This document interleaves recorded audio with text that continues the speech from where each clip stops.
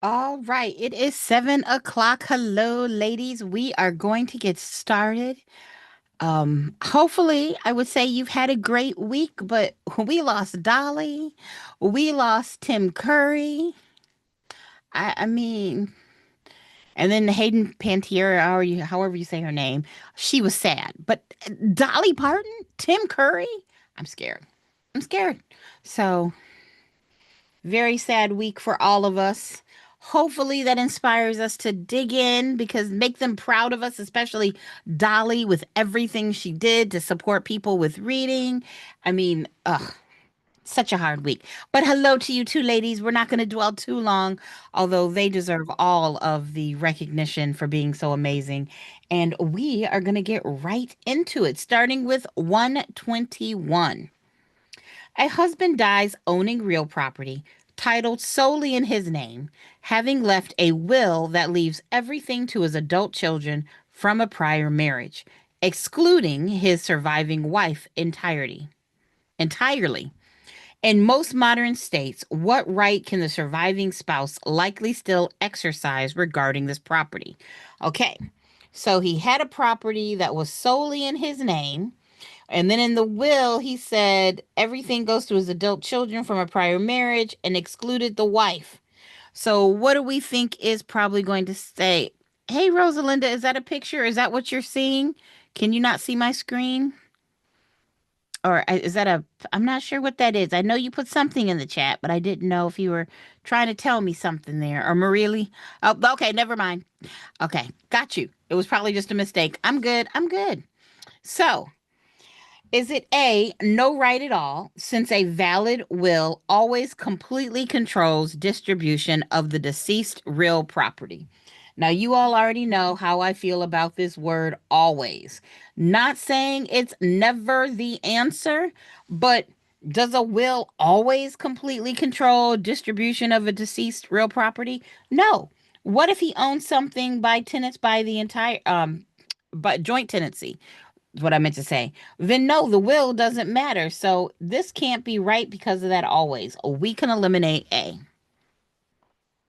Marilla, you don't see the screen. Miss Stacy, Miss Rosalinda, do you all see the screen? I wanted to see. Do I need to? Okay, you do see the screen. Okay. Huh, Marilla, try coming back out and coming back in, going out and coming back in and seeing if that helps. We got B, the right to claim an elective or statutory share of the deceased spouse's estate, overriding the will's attempt to disinherit her entirely. Well, hmm. Yep. Okay. And you said, Marilla, in other states, Cali is community property. So, yeah, in the will, your will could say a lot of things, but in most states, the surviving spouse is going to have some rights. So I like B. B, I don't have a problem with, but let's see what C and D says. C, the right to automatically inherit the entire property outright, regardless of what the will states. I don't like that automatically. I mean, automatically you're going to get the entire property. That's not how most states work.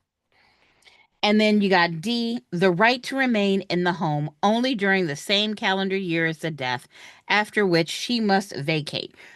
Interesting, but that sounds a little bit kind of specific and nothing that I remember teaching. So I'm going to say no to D, and that means our answer is going to be B, the right to claim an elective or statutory, meaning it comes from a law, share of the deceased spouse's estate, overriding the will's attempt to disinherit her entirety. Now remember, it says most modern states. Is every state going to do that? No. But this is exactly why I remind you everything we learn in this class, it's enough to make you dangerous. Enough to be dangerous, but not enough to be good. Like, don't try to give your friends and family advice about, oh, when you die, this is what's going to happen. No, we know enough to say, call an attorney because it could get complicated. All right, let's try 122. A property owner's land borders a slow moving river that is used for commercial navigation. What category of water rights applies to this owner's use of the adjacent water? And how does it typically differ from rights along a non-navigable lake?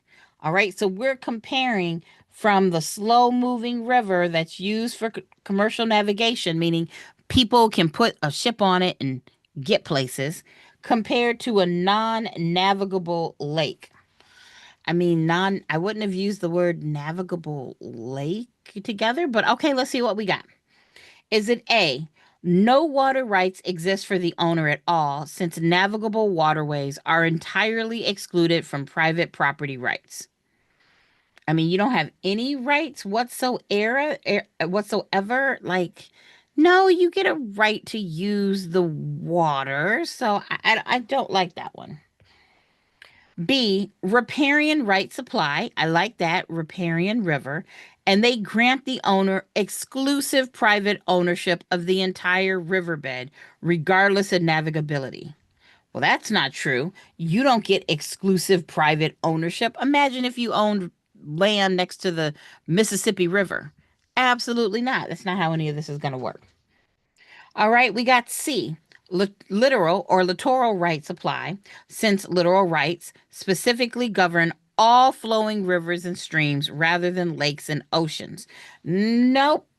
I mean, first, all flowing rivers and streams, I don't like the all, and we know littoral or literal is lakes and oceans. It is not rivers and streams. This would be riparian rights. Which means D had better sound good because C won it. Riparian rights apply to land bordering a flowing waterway like a river. Yay. On navigable rivers, the public generally retains the right to use the water itself for navigation, even though the adjacent landowner holds riparian rights to reasonable use of the water. Yep, that's it. We like D. D. Mm-hmm. Mm-hmm. We like the D. We like it very much. Boom. Hey, Miss Kiki, welcome. Welcome. All right, we are moving on to 123. A recorded deed restriction from 1955 limits an entire subdivision to a single family residential use. Over the following decades, the surrounding area has become almost entirely industrial and commercial, with virtually no residential character remaining, making the restriction largely impractical to enforce. What legal doctrine might a court apply to potentially terminate the restriction?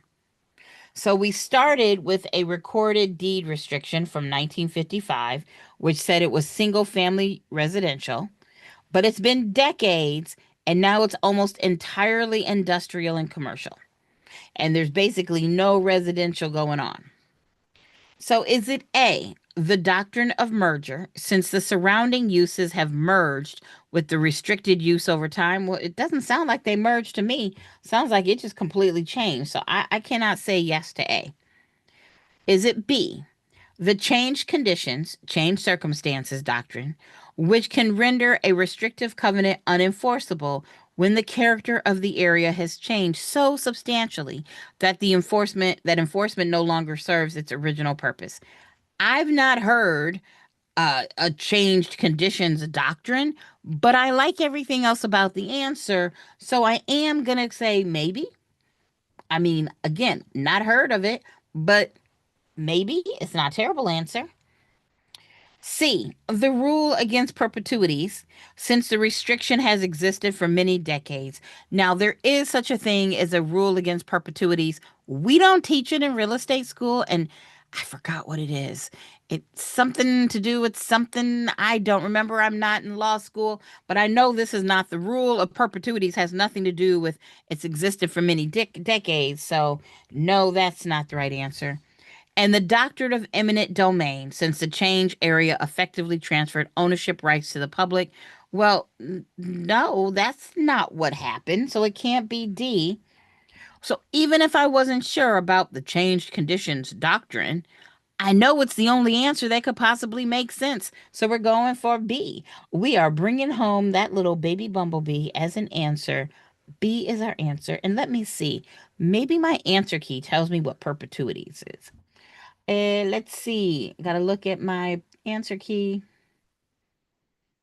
The rule against perpetuities addresses how long certain future property interests can remain contingent before vesting. It doesn't directly address terminating outdated restrictive covenants due to a changed area. So it does have to do how long can a future property interest remain before it's vested. I don't know anything about perpetuities, but I knew it wasn't that. I guess hey, so we learned something else. We like it when we learn new things. We do, we do. And let's move on to number 124. A utility company holds a recorded easement to install and maintain electric lines across a portion of a homeowner's property. Years later, the utility wants to also run fiber optic cable through the same easement corridor for an unrelated telecommunications purpose. Can it do so without the homeowner's separate permission? Well, it says in the question they had permission to install and maintain electric lines across a portion of a homeowner's property. The question, it's a utility easement and it was recorded. Do we think that since they have an easement, they can do just what they want? Or are they limited to just doing electric lines? Oh, this one is a hard one. I mean, I would say call an attorney. This seems like it's above my pay grade. But let's see if we can eliminate answers to a right answer. So, no, because once an easement is granted, it can never be used for any purpose beyond its exact original wording, even by the same utility. You know, I'm not a big fan of this word never. I don't think that to be true. That seems a little bit hard. Excuse me, harsh. So I'm going to say no to A. We can always come back if we figure out all four seem wrong and try to give some more leeway to one of the answers. Let's try B. Yes, but only because fiber optic cable is legally classified identically to electric lines under all state laws. Again, that word all, and I don't know if that's true either. I'm going to say no to B. That sounds a bit far reached. C, not necessarily. I like how it's starting. Expanding the use of an easement beyond its originally granted purpose can exceed the scope of the easement and may require the homeowner's consent or a new agreement. Hey, I like that. I like that answer. Yeah, and as far as you know, Marilla, you said fiber optic is for cable. Yeah, that's when I think of fiber optics, I think of high-speed internet. So, yeah. And then D, yes, automatically. Oh, there goes that word. Because any recorded easement holder may use the easement corridor for any purpose whatsoever without limitation. Absolutely not. What if they decide to grow illegal drugs, maybe a little poppy field or something, in your easement? No, they can't do that. There are restrictions on what you can do in your easement, which means the only answer that makes sense, even if we weren't sure before, is going to be C, because we know that. C is for cookie. That's good enough for me. Hey, cookie. Oh, and I see you, Miss Stacy. You said I like carrots, and you should too. It goes crunch, crunch, crunch, and it's good for you. we like carrots. And you should too. It goes Crunch, crunch, crunch. Mm-hmm. All right. And of course, if you all have any questions, you can ask me. A buyer purchases an owner's title insurance policy at closing. Okay. 3 years later, an heir from decades earlier surfaces, claiming a previously ownership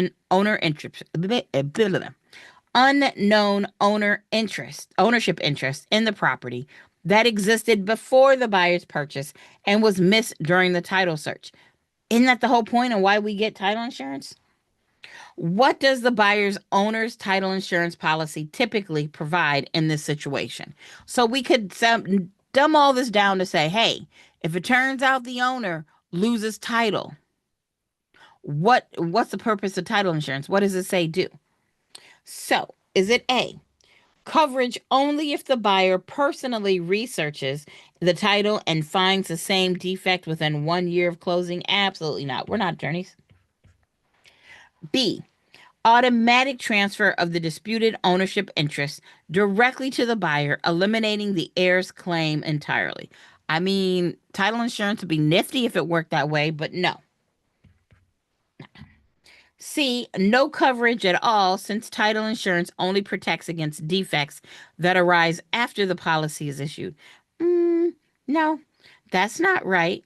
It's for things that couldn't have been found earlier as well. So that can't possibly be our answer, meaning our answer has to be D, coverage for legal defense costs and potential financial loss arising from this type of pre-existing undiscovered title defect up to the policy's coverage limits. Yes, that is our answer, and I like it.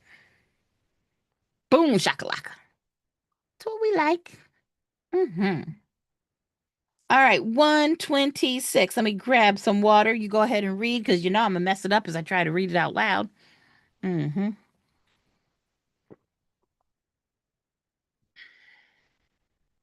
A buyer's agent learns from a neighbor, unrelated to the seller or listing agent, that a home under contract had a significant flooding event 5 years ago that was never disclosed in the seller disclosures and left no visible signs.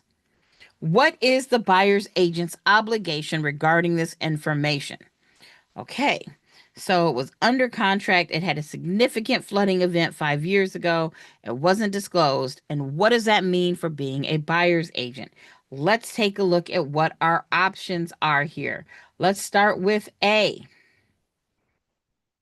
The agent must keep the information confidential since it did not directly come from the seller or listing agent. Well, even if you thought it could be that, I promise you, you didn't think, oh, you can only listen to what the seller or the listing agent says. What if the government's like, hey, by the way, did you know your listing, blah, blah, blah? Even if you're a buyer's agent, did you know this property, blah, blah, blah? If somebody from the government calls, it's going to be problematic. So it's not A. B, the agent has no duty to mention it, since flooding events are never considered material facts. Well, we can stop right there. You know that's not true. They are considered material facts. We got C.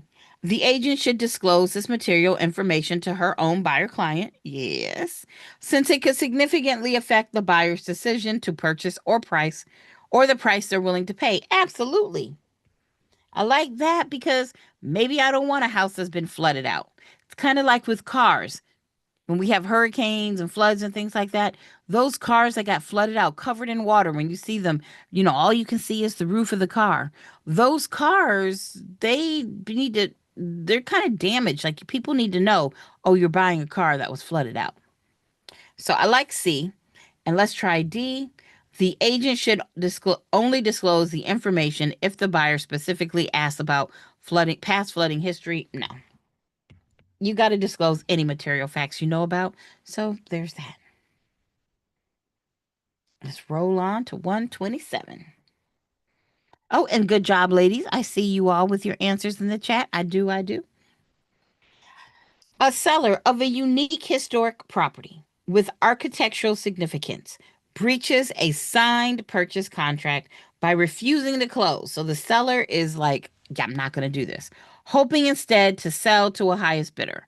So not only are they a poo-poo head, they are a poo-poo head that's greedy. Great. The original buyer sues. Given that the property is one of a kind, what remedy is the buyer especially likely to be able to pursue beyond monetary damages? It says beyond monetary damages. So any type of money damages that are listed in this thing, we got to go beyond that. And we see that punitive damages and B are money damages. It said beyond money damages. So we know B is not the answer. I didn't even read it all the way through, but now I've got a 33 and a third percent chance of guessing right. Is it A, specific performance, a court order compelling the seller to complete the sale as originally agreed, since real estate is generally considered unique? Yep, I like that one. Let's see if we can eliminate C and D. C, reformation, since reformation is used specifically to compel completion of breach sale. No, that doesn't sound right.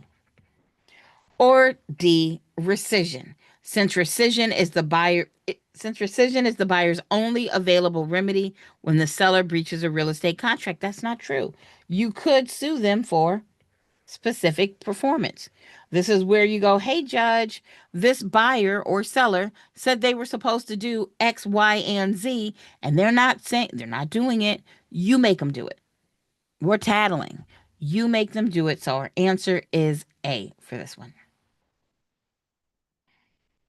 128. A 17-year-old using funds from a part-time job signs a contract to purchase a used car from a private seller. So we got a 17-year-old using with a part-time job, they signed a contract. Right. Under general contract law principles, what is the legal status of this contract? Is this contract fully binding and enforceable? Is it completely void and has no legal effect whatsoever? Is it voidable at the minor's option, or is it automatically valid and binding once the minor turns 18? Now, usually I would encourage you to read the whole sentence, but I think we know the answer to this one. Now, I also want to say this. Remember, if you're in California, there's a different answer. If you're in California, it's a different answer. In most states besides California, your answer is a minor signed it. That means it's voidable. But if you're in California, then we know it would be considered void. Our answer would be B. In California, those contracts signed by minors are void. Good job, Ms. Marilli. I see you there. I see you knowing that. All right, 129. A condominium association's pet policy limits residents to dogs under 25 pounds. A resident with a mobility impairment requests to keep her 70-pound trained mobility assistance dog. It's trained assistance dog. The association denies the request based solely on the weight limit. Is this denial likely lawful under the Fair Housing Act? Do we think the Fair Housing Act would be like, yeah, actually, we know we said no discriminating against, disability, but it was a big dog, so no, never mind. No, that's not what they say. Absolutely not. That's not what the laws say. So let's find the answer that matches with what we know. Is it A, that is it likely unlawful? Well, likely lawful?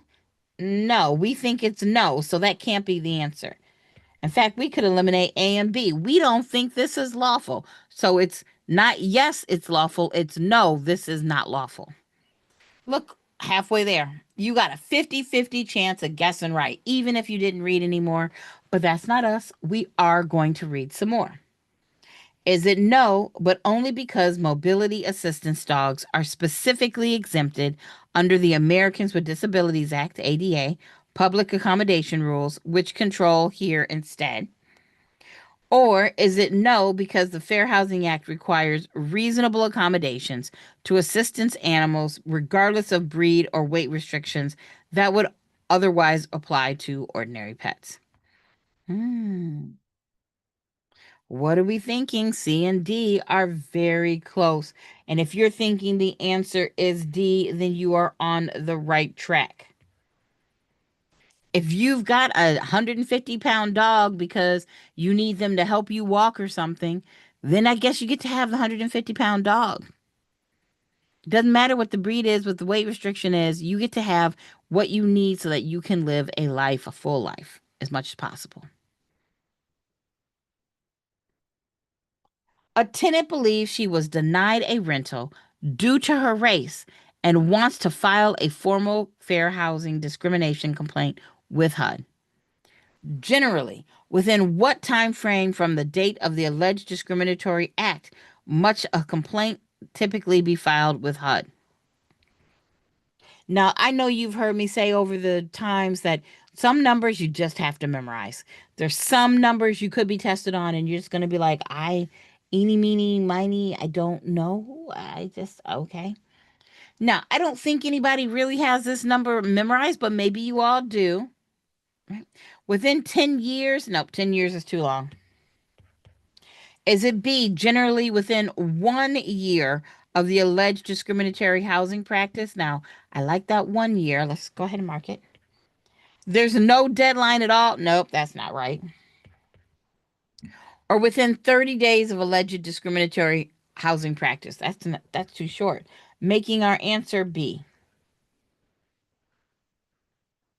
There we go. Good job, ladies. I see you.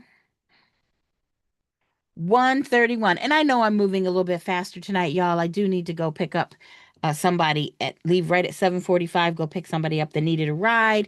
But I went a little longer on Sunday. I'll go a little longer this Sunday too. I try to work this in with my ever busy life, and hopefully we get some done. And I'm hoping to do another video this week just for you all. I know I have to reschedule the other video, but I am hoping to get yet another video out on my YouTube page so you all can keep studying. 131.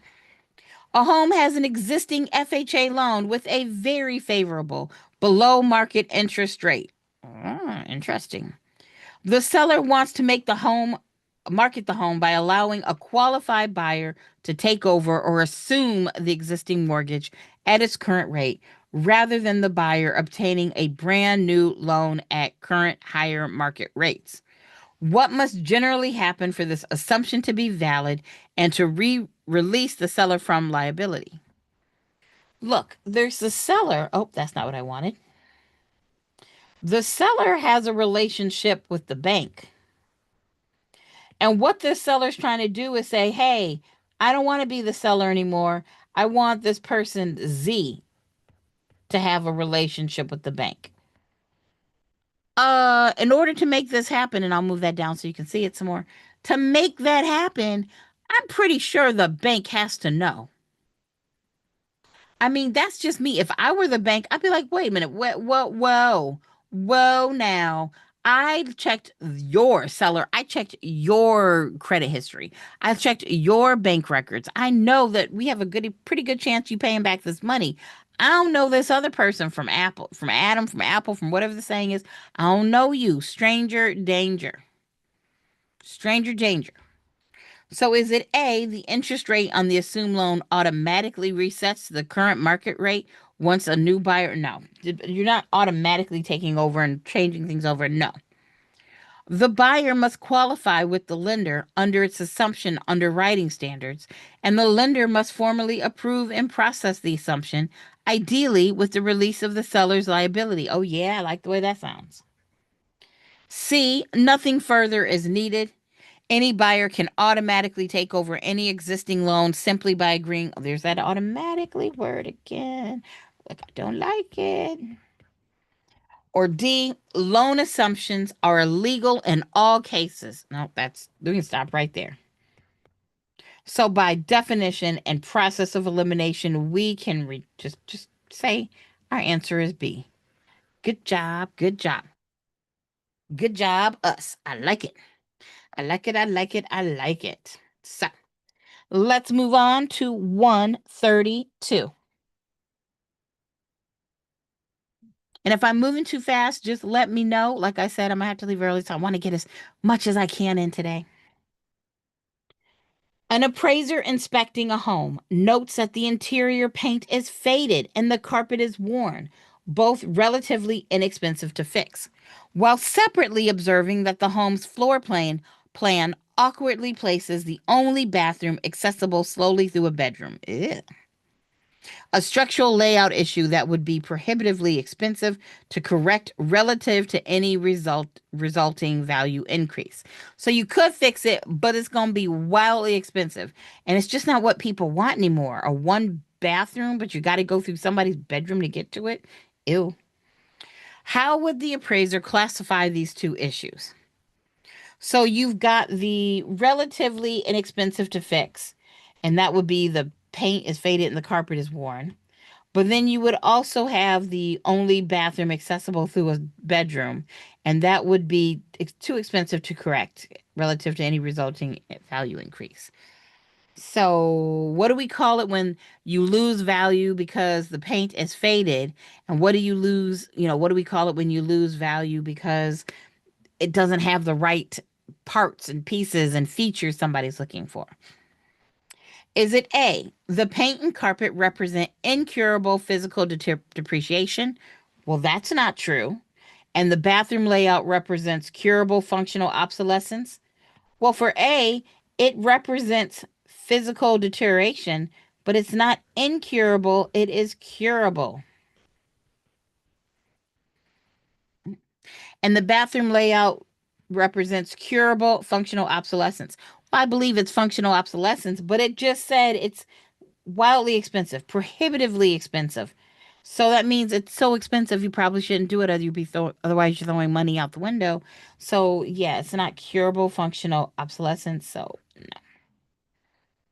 is it B? Both issues represent incurable functional obsolescence, since both affect the overall livability of the home. No, no. Is it B? Both issues represent the same category of curable physical deterioration. No, that second one is not physical deterioration, physical depreciation, since both could theoretically be fixed with enough money. Mm-mm. Which means our answer by just getting rid of the other ones has to be D. The faded paint and worn carpet represent curable physical depreciation. Yay, we like that. While the bathroom layout issue represents incurable functional obsolescence. Yay, I like that as well. That makes D our answer. Yep, another D. Nice. Okay, ladies, I see you in the chat room getting these questions right. I see you. I see you. All right. Ugh. I love my office chair, but sometimes it just magically starts to move. And I'm like, oh, why am I so low? All right. It's probably in honor of Dolly Parton. Says no, the flags are being hung half staff and mast. And I think, Candace, you should be at half height. That's what my chair said. All right. 133. A city adopts a new ordinance allowing homeowners in a single family zone to build a small accessory dwelling unit, ADUs. I love a good ADU. Tiny homes, things like that. Have y'all seen the price of housing? A tiny home, it seems amazing. So allows homeowners to in a single family zone to build a small accessory dwelling unit, ADU, on their lots as a matter of right. Okay. An ordinance says if you are in this area, you have the right to build an ADU. You ain't got to come to us for permission without requiring a variance or special permit as long as a specific size and setback standards are met. Blah, blah, blah. What type of land use control best describes this ordinance? Is it eminent domain? No, we didn't take any land for the good of the public and pay somebody for it. Is it a variance? No, it said without requiring a variance. Is it a permitted use permission within the zoning ordinance itself, allowing ADUs by right when objective standards are satisfied, rather than requiring discretionary approval? Okay, that's sounding good. Or is it D, a non-conforming use designation since ADUs were not historically part of single-family dwelling of zoning? Well, that's not true. Non-conforming use is when your use was doing ABC to begin with. The laws changed. Now the law says XYZ. But you've been doing ABC since before that law was there. They would allow you to finish and be grandfathered in. And that would be non-conforming use. So our answer is C. We like this answer. Okay. 134. A commercial tenant signs a triple net, which is NNN, 3 N's, a triple net lease for a retail space. Beyond the base rent, what additional cost is this tenant typically responsible for paying directly? So this is a triple net lease. Usually that's going to be commercial because if it's residential, you're charging. It's just weird. Right. So is it A, the landlord's income tax liability on the rental income received from the lease? You're telling me you think the tenant should be responsible for the landlord's income tax liability? Absolutely not. Yeah. No, no, no. That's a no. B, only the landlord's mortgage payment on the property in addition to the base rent. No. C, nothing beyond the base rent, since triple net refers to 3 separate months of free rent at least. No. It's got to be D, property taxes, building insurance, and common area maintenance expenses in addition to the base rent. Well, there we go. Now we are talking about a correct definition. And yes, there we go. Right, 135. A landlord wants to evict a tenant for chronic, repeated, late night noise complaints that violate the lease's quiet enjoyment clause, as opposed to a tenant who hasn't simply paid rent. So they want to evict a tenant for somebody who's got late night noise complaints, but they didn't evict somebody who just simply hasn't paid rent. Compared to the straightforward non-payment of rent eviction, what is typically different about the notice and the process required for a lease violation based on eviction like this? So what it's asking is, well, what's the difference between me kicking out somebody if having them evicted because their late night noise is an issue and kicking somebody out because they're not paying? I don't know. That's a good question. Let's see if we can figure it out. So we got A. Lease violation evictions can be conducted immediately by the landlord physically removing the tenant without any court process, unlike non-payment cases. Yeah, no. That's not right. You're generally always going to need to talk to some court to get somebody out, something like that, unless they just choose to leave. Is it B? Lease violation evictions typically require a cure or quit notice. So that's a amount of time where you tell the person, you got 2 weeks to fix this. Otherwise, we're going to have a problem. Giving the tenant an opportunity to correct the behavior within a specified period, whereas non-payment evictions typically use a pay or quit. Okay, I like that. Notice, even though both ultimately still require formal legal eviction proceedings if unresolved. Okay, I like the way that one sounds. C, lease violations can never result in eviction. Okay, yeah, no. You violate your lease, you could be kicked out. And D, there is no meaningful difference in the process. Both types of eviction always use identical notice periods. No, okay, there's that always. We're going to say no to that, meaning I'm sick of this color green. Lease violation evictions typically require a cure or quit notice. Yeah, that's true. It's a very true statement. Boom. All right, let's keep on going. Ooh, math. We've entered the math portion of the questions. A brokerage charges a 6% commission on the first $300,000 of a sales price and 4% on any amount above $300,000. What is the total commission on a home that sells for $475,000? All right, we got a tiered commission. I know there are some states out there that do tiered commissions. I feel like I should probably make this into a video because even if it's not on your exam, some of y'all might run into tiered commissions as you're out running the streets. So 136, and that's from writing down what test this is, the story stem. That's tiered commissions. We'll see if we can work on that. I already had some other stuff I was working on, but see if we can add it in the mix. And I shall just do. Well, if the sale of the house is, if the commission is 6% on the first 300,000, well, we got this 475.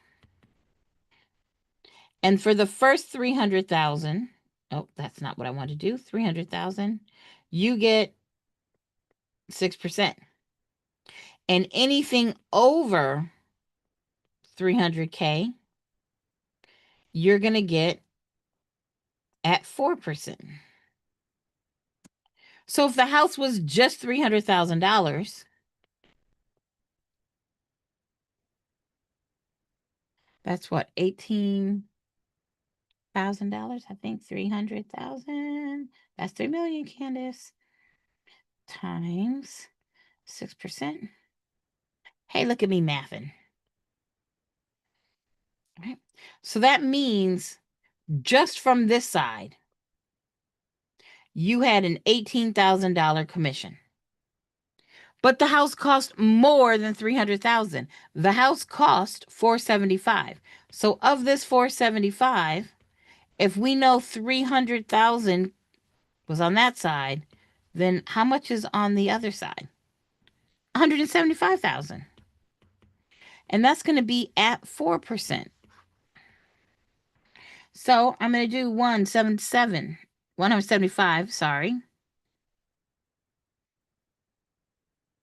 times 4%.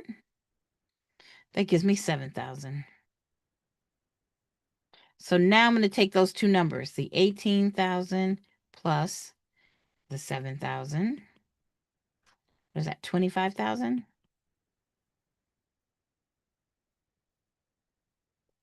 Final answer. Is that right? Let me check. You know me and some math. Let me double check. I think I did it right. Stacy says I did it right. 136. Hey, we got it right. We got it right. Hey, we got it right. Love it when that happens. 137. A seller's most recent water bill covered a 60-day billing cycle and totaled $186. The closing date falls exactly 25 days into a new, not yet billed cycle, with the buyer taking ownership on the day of closing. Assuming usage remains consistent through the prior period, what is the seller's estimated prorated share of the new cycle's costs through the day before closing? Okay. So the seller is going to give money to the buyer. So when the buyer pays this bill later, they're not paying in full. And I love that the problem told us 24 days. We got to find 24 days of money.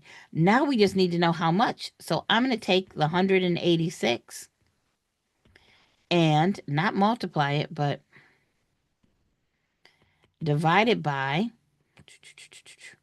did it say 360? Let's do 360 day year just to make it easy. Oh, that's not what I meant to do. I didn't mean to say 360. I just did that. Remember, the problem said a 60-day billing cycle. I'm going to take the 186 and divide it by 60 days. That'll give you a per day. So 186 divided by 60 gives you $3.10 a day. If it was 186 for 2 months for a 60-day period, then that means it's $3.10 a day. And remember, they told us we're looking for 24 days that seller has the property. So I'm going to do $3.10 a day times 24 days. I got 74.40. Is that what you got? All right, 137. We got C. All right, now Miss Stacy, you got C. We'll see if I got that right or you got that right. Let me see what's going on. We're looking, what is the seller's estimated prorated share? So that should be the 24 days, the 310. I don't know. Anybody else got an answer? Oh, you said it's B? Okay, that's okay. I was like, oh, Lord, I messed it up. But I did not. All right, we're going to do, let's finish these two before I go pick up somebody. I really got to find like Maria to cover me on these days. I have to leave early for you all. I mean, I have a life too, but I don't want you all to miss out. This is really important to getting you all passing. A homeowner is considering refinancing and will pay $4,800 in closing costs to lower her monthly payment by $160. How many months will it take for the monthly savings to fully offset the upfront refinancing cost? So you're paying $160 a month, right? And so what we want to know is how many times are you going to pay that $160 where you're going to get to that 4,800, right? What I can say you're saving $4,800. And if you're saving $160 a month is probably a better way to say it. Like, how many months of savings is it going to take so that you can be like, oh, after this month, everything I make is I'm saving more money. Hopefully it makes sense how I said that. I know I said it kind of weird the first time, but I'm hoping it makes sense what I did, right? So what I'm going to do is take the 4,800 and divide it by 160.